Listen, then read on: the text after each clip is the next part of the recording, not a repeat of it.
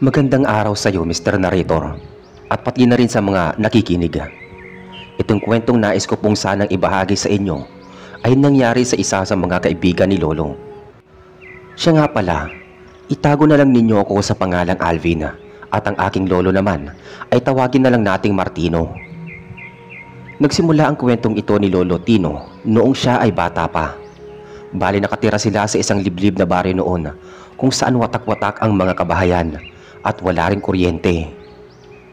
Sa kadahilan ng iyon, madalas ang mga tao ay hindi na lumalabas sa kanilang mga bahay kapag tuluyan ng madilim ang paligid. Palibasa, natatakot sila sa mga sinasabi ng mga matatanda na may gumagalang mga aswang pagsapit ng gabi. Sa kadahilan ng iyon, maging si Lolo Tino ay hindi na rin lumalabas. Subalit, habang patagal ng patagal, parang nawawala na rin ang mga takot ng mga taga roon, lalo na ng mga kabataang kagaya ni na Lolo. Madalas na madilim na ang paligid ay nasa labas pa rin sila at masayang naglalaro. Umuwi na lamang sila noon kapag sinusundo na sila ng kanilang mga magulang na may mga dalang pamalo kagaya ng hanger, sinturon at patpat. Maging si Lolo ay naimpluwensyahan na rin ng mga kalaro niya. Kaya nakakauwi lang siya at mapapansin na madilim na ang paligid kapag susunduin na siya ng kanyang mga magulang.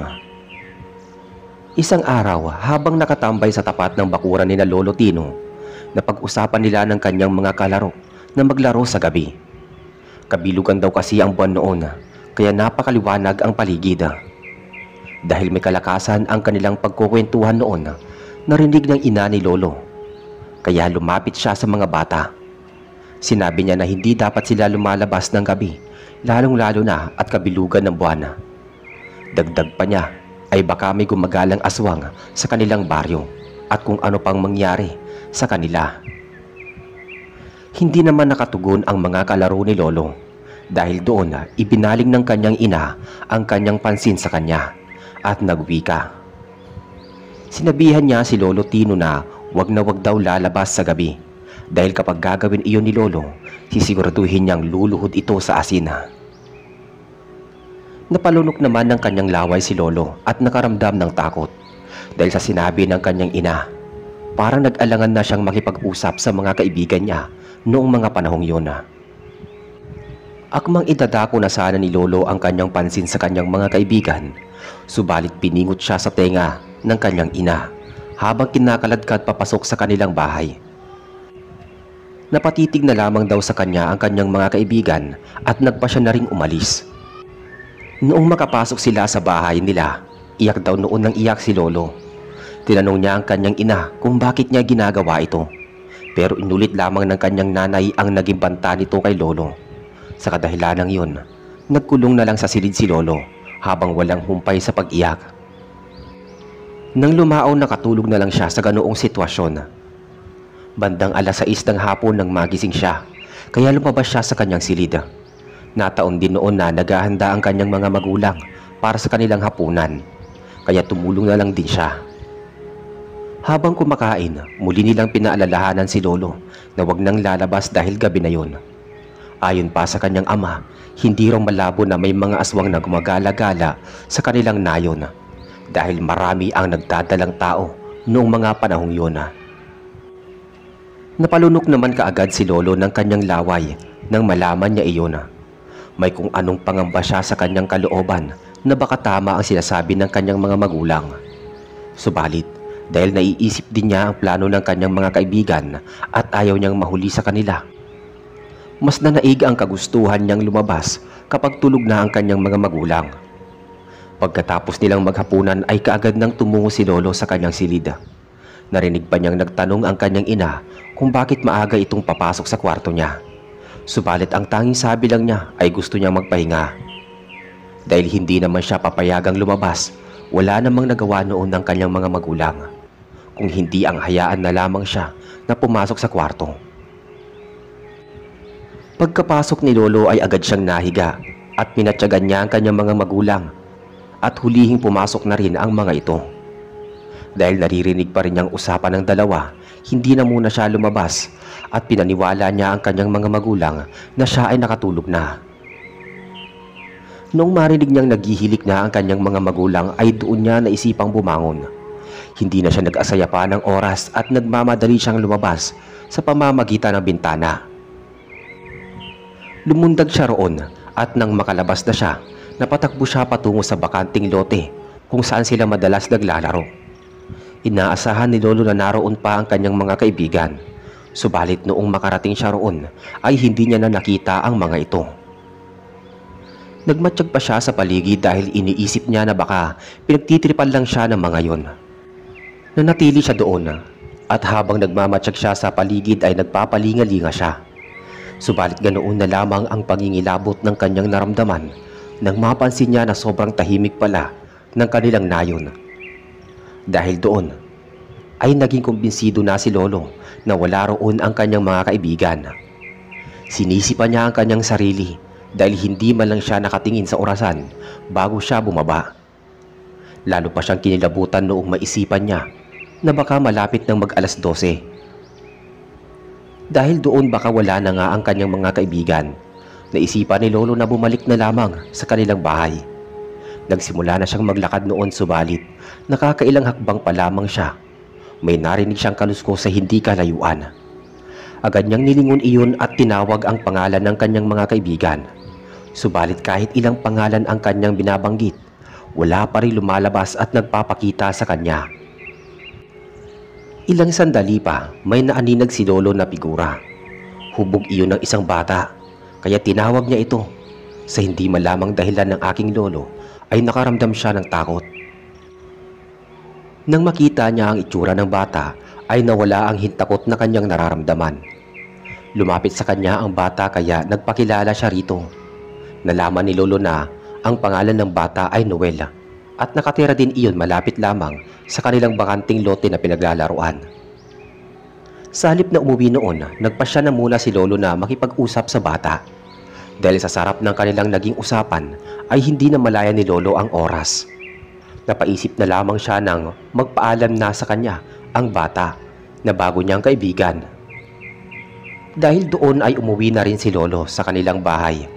At kagaya ng ginawa niya nang umalis siya, sa bintana din siya dumaan para makapasok. Kahit papaano kasi ay naaabot niya iyon, kaya hindi siya gaanong nahihirapan. Saktong pagkapasok niya narinig niyang bumangon ang kanyang ama. Naglakad iyon patungo sa kusina at nang bumalik ay sinilip niya si Lolo sa silid nito. Sa kabutihang palad nakahiga na noon si Lolo sa kanyang higaan. Naisip marahil ng kanyang ama na nahimbing na siya sa kanyang pagtulog at hindi siya lumabas sa kanilang bahay para makipaglaro. Nang gabing iyon ay pinilit ni Lolo ang makatulog. Subalit kahit anong gawin niya ay hindi niya magawa dahil hindi siya dinadalaw ng antok. Ang labis pa niyang ipinagtataka ay kung bakit pilit daw na pumapasok sa kanyang isipan ang batang naging kaibigan niya. Pilit kasi niyang inaalala kung meron bang bahay na malapit sa bakanting lote kung saan sila naglalaro. Subalit hindi niya matandaan. Dahil doon, mas lalo siyang nahiwagaan kay Noel. Itinikom ni Lolo ng ilang araw ang kanyang bibig dahil alam niyang pagagalitan siya. Hindi lamang dahil sa pagkakaroon ng kaibigan, kung hindi maging pati sa paglabas niya noong kabilugan ng buwan. Madalas pa naman siyang nakikipaglaro sa kanyang mga kababata tuwing may araw. Ngunit maging sa kanila ay hindi niya sinasabi ang patungkol sa kanyang nakausap na bata. Hindi kasi niya ito nakita ng araw na yon.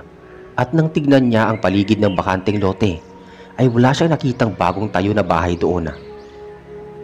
Naisipan pa niyang tanungin ang kanyang mga kaibigan, pero maging sila ay wala ring kaalam-alam sa kanyang sinasabi.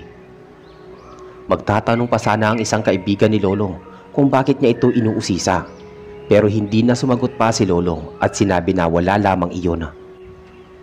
Dumaan pa ang mga araw at hindi na nakita pa ni Lolo ang sinasabi niyang bata. Hindi na rin kasi siya lumalabas ng gabi dahil madilim na noon ng paligid sapagkat walang buwan. Subalit isang gabi, laking gulat ni Lolo dahil kahit anong gawin niya ay hindi siya makatulog.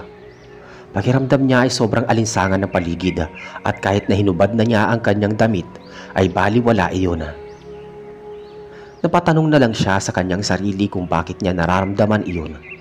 Dahil hindi matiis ni Lolo ang alinsangan ng paligid, naisipan niyang bumaba ng muna sa kanilang bahay para magpahangin.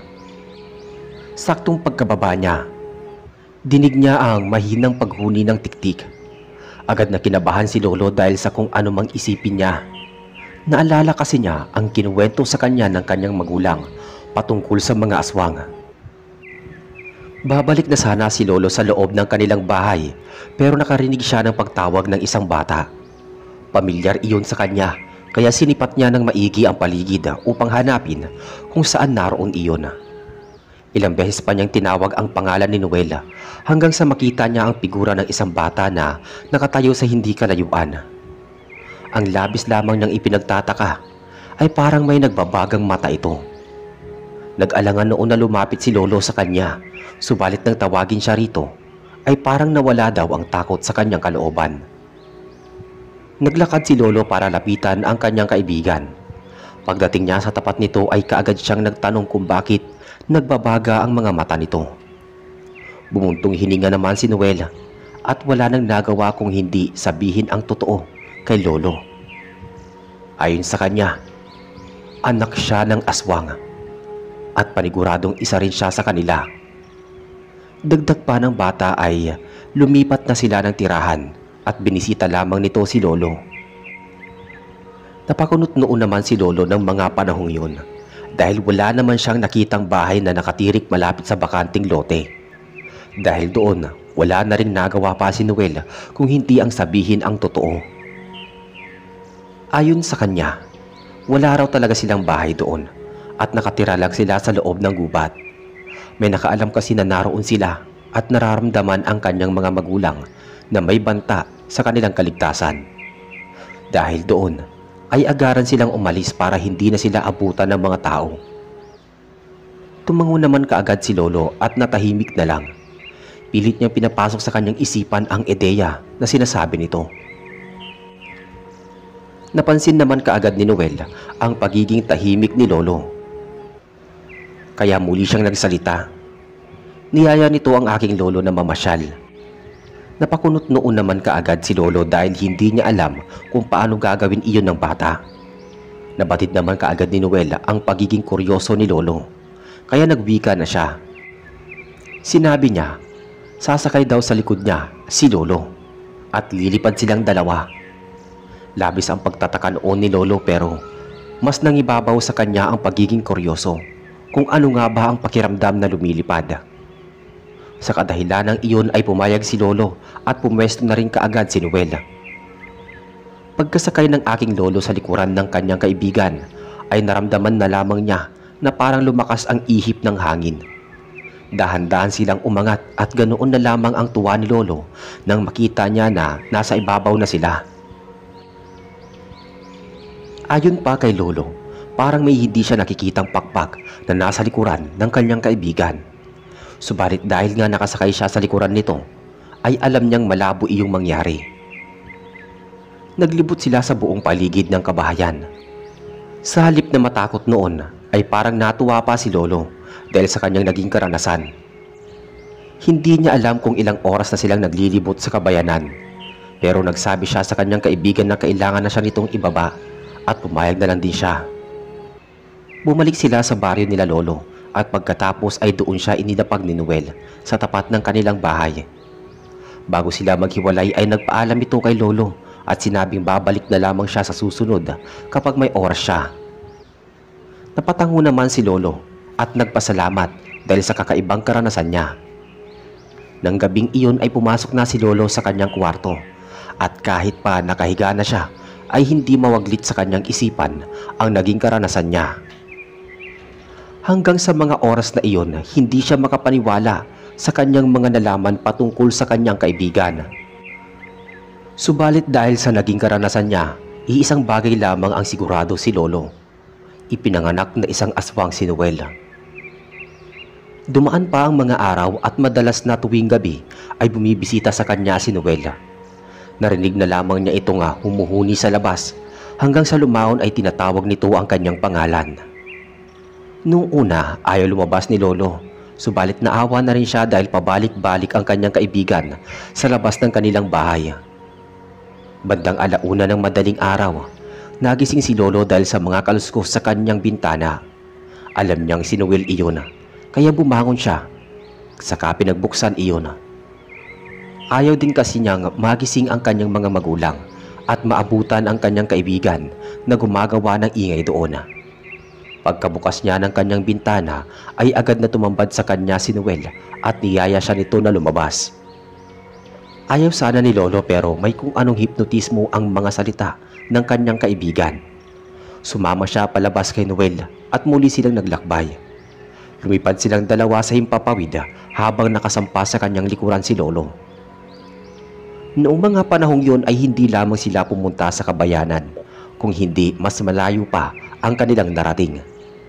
Hindi alam ni Lolo kung anong lugar iyon pero nalaman niyang isa itong isla. Ang sabi naman ni Noel, noong makababa na sila, doon siya nakatira at ipakikilala siya nito sa kanyang mga magulang.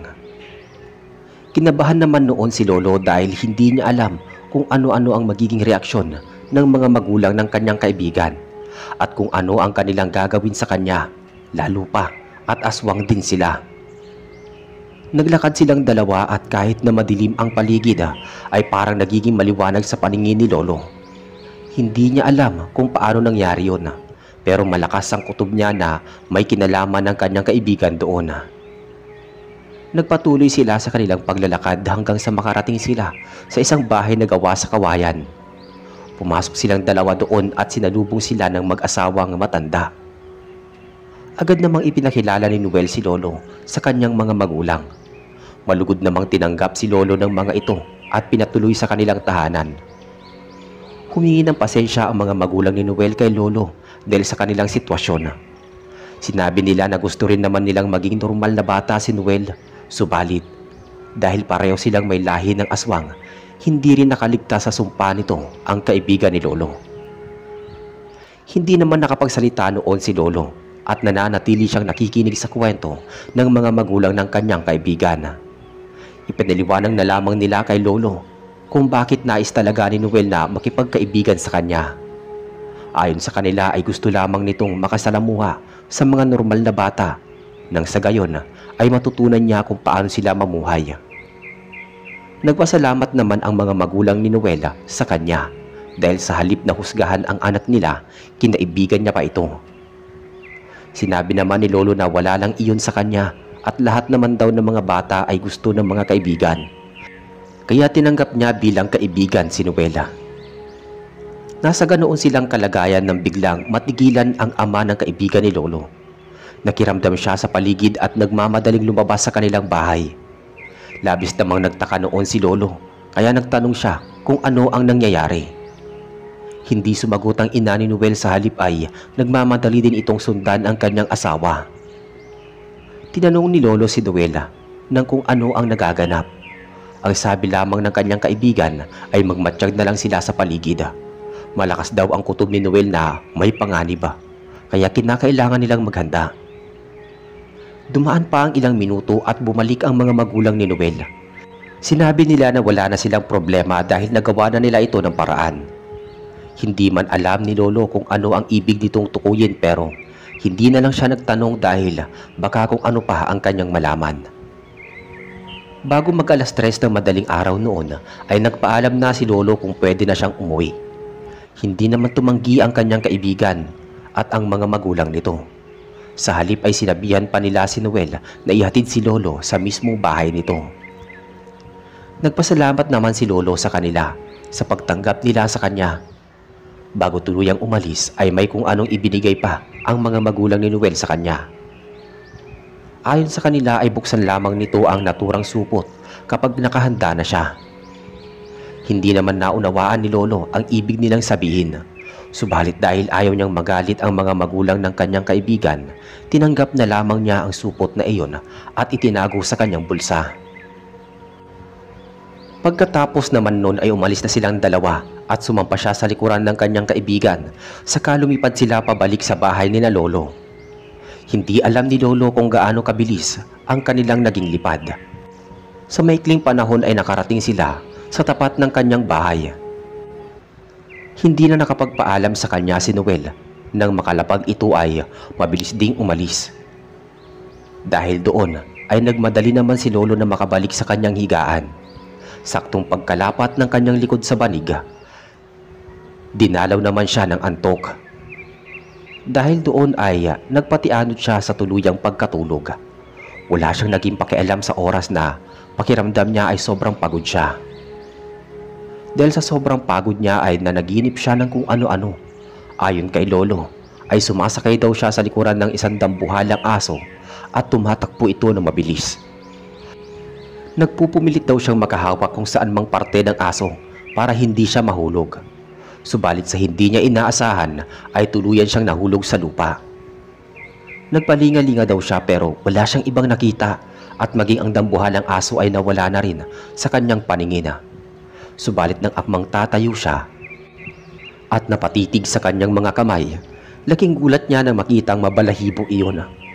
Hinaplos din niya ang kanyang muka at nalaman na rin niya na mabalahibo iyon. Sa sobrang takot ni Lolo ay napasigaw siya habang tinatawag ang pangalan ng kanyang mga magulang. Nagising na lamang noon si Lolo dahil sa ilang beses na pagtapik ng kanyang ama. Nang mismong panahong yun ay hinawakan niya ang kanyang pisngi at napabuntong hininga nang malaman na hindi pala totoo ang mga naging panaginip niya. Nang mga panahong yun ay parang nawala sa kanyang sarili si Lolo at sobrang takot ito sa hindi niya malamang dahilan. Ilang linggo ring nagiging ganoon si Lolo kaya labis na rin ang pag-aalala ng kanyang mga magulang sa kanyang sitwasyon. Noong una ay napagkasunduan nilang dalhin sa doktor si Lolo. Subalit napagtanto ng kanyang ama na parang hindi doktor ang kanyang kailangan. Kaya naisipan nila na dalhin na lamang siya sa isang albularyo. Nung araw ding yun pumunta sila sa albularyo upang patignan kung ano ang kalagayan ni Lolo. Pagdating nila doon ay kaagad ding tinawas ito at napag-alaman nila na inaaswang si Lolo at hinihikayat itong maging aswang. Nagtaka naman ang mga magulang niya at sinabi na paano mangyayari yun, gayong hindi naman lumalabas si Lolo tuwing gabi at kilala naman nila ang lahat ng kanyang mga kaibigan. Dahil doon, ipinakita ng albularyo ang namumuong imahe sa tawas. Maging ang mga magulang ni Lolo ay nagulat nang makita ang dalawang imahe doon. Ang isa ay nakasakay sa likuran ng isang nilalang na may mahabang mga binti at braso. Agad namang ipinaliwanag ng albularyo kung ano ang nasa imahe. Dahil doon, ibinaling nila ang kanilang pansin kay Lolo at kaagad na nagtanong kung may kinakaibigan ba ito maliban sa mga kalaro niya. Wala namang nagawa noon si Lolo kung hindi ang sabihin ang totoo patungkol kay Noel. Sinabi niya kung paano sila nagkakilala at maging ang pagsakay nito sa likuran niya para gumala sa buong kabayanan. Napailing na lamang noon ng albularyo at sinabi na marahil daw ay iniingganyo ng aswang si Lolo na maging kauri nila. Habang nasa ganoong sitwasyon, kaagad na naalala ni Lolo ang supot na ibinigay ng mga magulang ni Noel sa kanya. Sa kadahilan ng iyon ay sinabi niya sa kanyang ina kung saan niya ito itinago. Nagmamadali namang umuwi ang kanyang ama upang kunin iyon. Pagkabalik niya ay agad niyang ipinakita sa albularyo ang laman ng naturang supot. Maging si Lolo ay nagimbal nang makita iyon. Ang laman kasi ng supot ay isang mutya na kulay itim na animoy pumipintig-pintig pa. Ayon sa albularyo, iyon daw ang mutya na kapag nilunok daw ay magiging aswang ang isang tao. Dagdag pa niya ay mabuti na nga lang at hindi naisipan ni Lolo na tignan iyon. Dahil baka kahit hawakan lamang niya ito ay papasok na sa kanyang balat at tutungo sa kanyang tiyan. Napadyos ko po na lang ang kanyang mga magulang dahil hindi nila alam ang patungkol sa mga bagay na yon. Sa kadahilanang ito humingi ng tawad si Lolo at sinabi na dinala siya ng aswang sa kanilang bahay. Hindi nga lang niya matandaan at malaman kung anong isla ang kanilang pinuntahan. Ilang serye ng gamutan ang napadaan ni Lolo, kung ano-ano kasi ang pumapasok sa kanyang isipan at may nakikita siyang ibang nilalang na hindi naman nakikita ng kanyang mga magulang. Dahil doon binilisan ng albularyo ang kanyang panggagamot kay Lolo. Ayon kasi sa kanya ay baka mahuli sila ng ilang sandali at kahit na anong paraan ay nahawaan na si Lolo. Makalipas ang ilang araw ay tuluyan ngang gumaling si Lolo. Ang mutya naman na ibinigay sa kanya ng mga magulang ni Noel ay sinira ng albularyo at saka inilibing upang hindi na makapanghawa. Magmula noong araw na iyon ay hindi na rin nakita pa ni Lolo ang kanyang kaibigan na isang aswang. Hindi na rin kasi siya lumalabas ng gabi sa takot na baka biglang lumitaw ang kanyang kaibigan at muli siya nitong dalhin sa kanilang bahay. Isa pa na pinangangambahan niya na kapag dinala siya nito sa kanilang bahay ay hindi na siya makakauwi pa dahil magiging pagkain siya ng pamilya ng kanyang kaibigan. Sa kabutihang palad ay hindi na rin nagpakita pa si Noel hanggang sa tumanda si Lolo. Naisipan pa ni Lolo noon na marahil ay ninais na lang talaga ng kanyang kaibigan na maging normal na tao. Subalit dahil sa sumpa na nananalaytay sa kanyang dugo ay hindi niya magawa ang maging normal. Naisipan din niya na baka sa pagnanais nila na magkaroon ng kaibigan ng kanilang anak, sinubukan nilang hikayatin si Lolo upang maging kaisa nila. Mabuti na nga lang daw at hindi niya naisipan na tignan man lang kung ano ang laman ng supot na ibinigay sa kanya. Ayon pa kay Lolo, kung hindi rin siya naagapan ng albularyo ay baka tuluyan siyang nahawaan ng sumpa. Dahil sa kanyang pakikipagkaibigan kay Noel na isinilang na isang aswang, subalit kahit ganoon ay may pagsisisi rin siya sa kanya na hindi niya tinulungan ang kaibigan niyang iyon para magamot at maging isang normal na tao at magkaroon din ng normal na buhay. Sa ngayon ay patay na si Lolo. At kahit pa nawala na siya ay nananatili sa amin ang paalala ng kanyang kwento tungkol sa mga kakatuwang bagay, lalong-lalo na sa mga aswang. Mahigpit niyang ipinapaalala sa amin noong buhay pa siya na huwag kaming basta-basta magtitiwala sa mga tao na bago lang namin nakilala. Hindi raw kasi namin masisiguro kung talaga bang tunay at totoo ang pakay nito sa amin o baka nakikipagsalamuha lamang dahil sa pansariling interes. Hanggang dito na lamang po ang aking kwento, Mr. Narrator. Maraming salamat sa inyo and more power sa iyong channel.